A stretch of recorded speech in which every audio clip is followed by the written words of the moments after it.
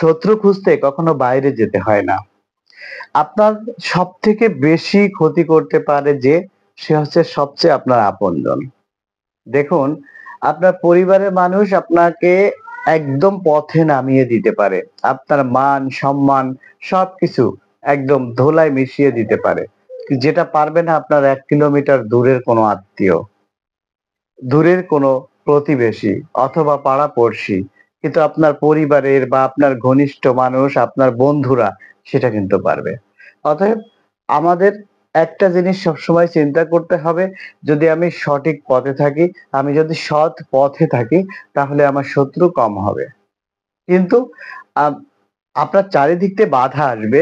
আপনি একটা অফিসের সবাই ঘুষ খায়, কিন্তু আপনি ঘুষ খান না। তাহলে এই ক্ষেত্রে ওখানে কিন্তু চাকরি করা আপনার জন্য সো টাফ হয়ে যাবে।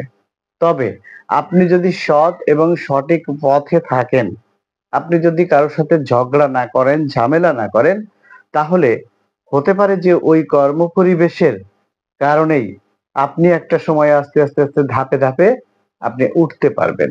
দেখুন, একটা কথা মনে রাখবেন, কখনো কোনো প্রতিষ্ঠান প্রধান চায় না যে আপনি আর্থিক কেলেঙ্কারি করেন অথবা আপনি ঘুষ খান।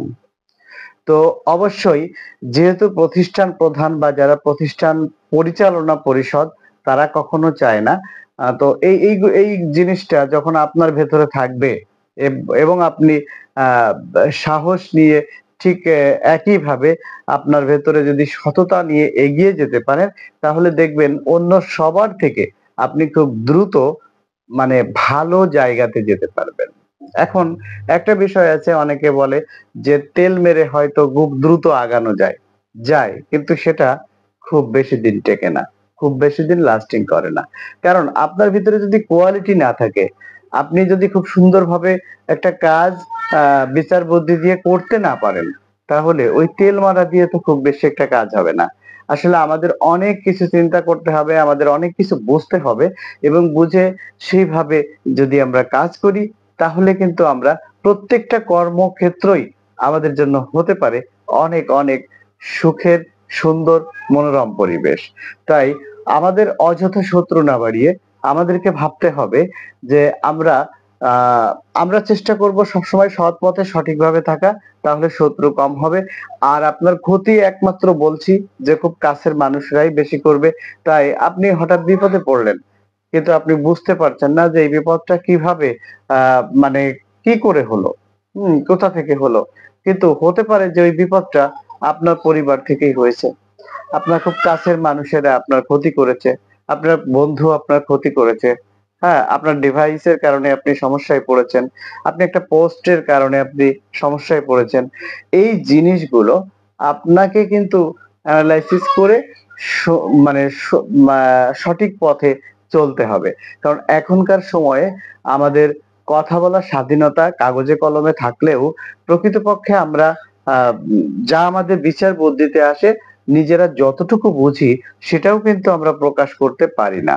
কেননা প্রকাশ করলে বিভিন্নভাবে বাধা বিপত্তি আসে। এমনকি আপনি যদি কোনো প্রতিষ্ঠানে জব করেন, সেই প্রতিষ্ঠানেও দেখেন আপনাকে হয়তো ১ পৃষ্ঠা বিখ্যাত আ কিছু আ সুন্দর করে সেন্টেন্স লিখে আপনাকে বলেছে আপনি এই কাজ করতে পারবেন না। তার মানে কি?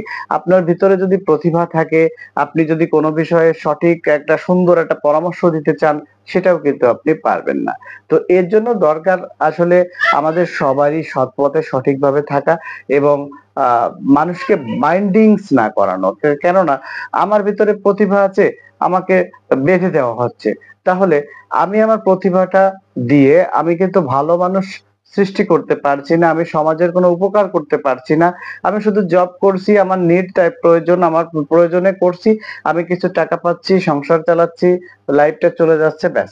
কিন্তু এর বাইরেও আপনার অনেক রেসপনসিবিলিটি আছে সমাজে। যেমন আপনি যতটুকু বোঝেন, হ্যাঁ? আপনার পাশের কোনো একজন ঠিক ততটুকু হয়তো বোঝে না। হ্যাঁ? তো এই যে তাকে বোঝানোর জন্য আপনি যদি একটু সোশ্যাল ওয়ার্ক করেন, হ্যাঁ? তাহলে কিন্তু সে বুঝবে। বাট এই সুযোগটা, এই স্কোপটা অনেক প্রতিষ্ঠান আমাদেরকে দেয় না, অনেক পিতামাতাও দেয় না। আপনি সামাজিক কাজ করেন এটাও চায় না যে তুমি পলিটিক্স এর সাথে জড়িয়ে যাবা। বিভিন্ন রকম সমস্যা। তো আসলে আমাদের উচিত মোটামুটি যে যার জায়গা থেকে যতটুকু পারে ঠিক সঠিকভাবে মানুষের পাশে থাকা, ভালো কাজ করা, ভালো কাজের ভেতর দিয়ে জীবন অতিবাহিত করা। তাহলে নিজে উপকৃত হবে, পাশাপাশি দেশের জন্যও কিছু করা হবে। ভালো থাকবেন, সুস্থ থাকবেন। আল্লাহ হাফেজ।